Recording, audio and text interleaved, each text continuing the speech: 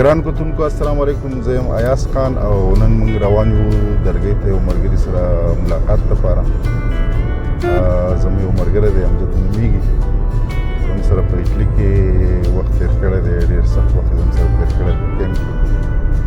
نو هغه راغلی دی د هغه خوا ورځم او نن په دې خپرونه کې په دې سفر کې زما سره ملګري دی اختر علي خان دی، بلاول دی او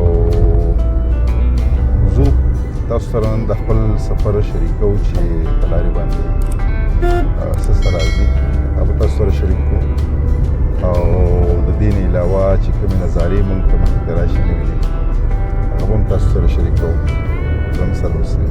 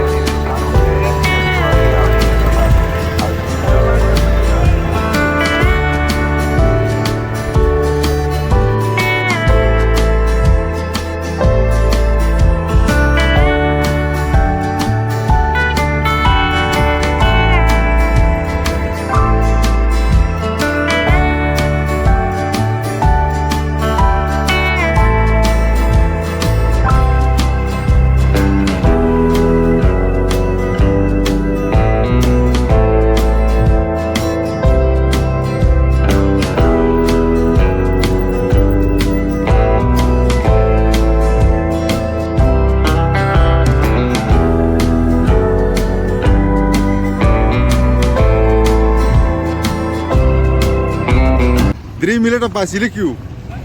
السلام علیکم. بخیر علي بخیر علي جوړ تکړه ډول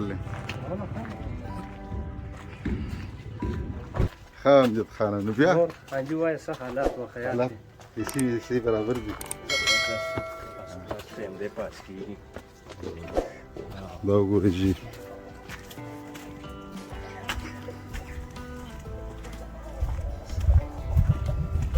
سادگی چې کوم خوند دی که نه خانه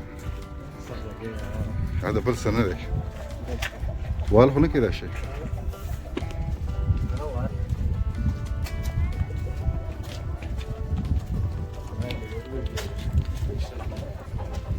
کتونکو دوستانو ناست یو د امجد خان د په ځای کې او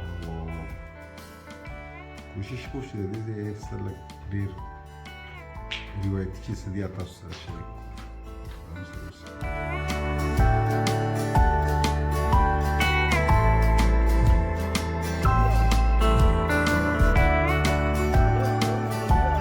السلام علیکم کتونکو. اوس دا وخت امجد خان زما سره دی، روان یو واپسي کوو سوات ته. کوشش کوو چې لږې نظارې درته نور هم وښیو. دا زموږ روایتي حساب کتاب دی. کوم ځای ته هم لاړ شو چې ته ملګري راشي یو ځای نه بل ځای نه هغو سره ملاقات زموږ وکړي. ډېر ښکلی کلی دی، ساده ماحول دی او ښه سیسټم دی. امجد خان ستاسو دلته منظرې بابا ولې وایي؟ منظرې بابا دلته یو مزار دی هغې ته ها هغې مشهور دی. مشهور دی نو نو د دې خپل ذاتي نوم چې کوم دی زړه ورکوي بیا پسې یو ورخوا چې کوم پسې دی مینې بیا خو کور ته بیا په هغې کې منظرې په بڼه زه ګورو تاسو ته د دې ځای لږ ډېر علاقه ښیو دی لارې کوڅې دي او دلته د پښتنو ژوند څه داسې رنګړی چې زیات کار خلک بهر ملکونو کې او مختلف نوکریانې دي هغه کوي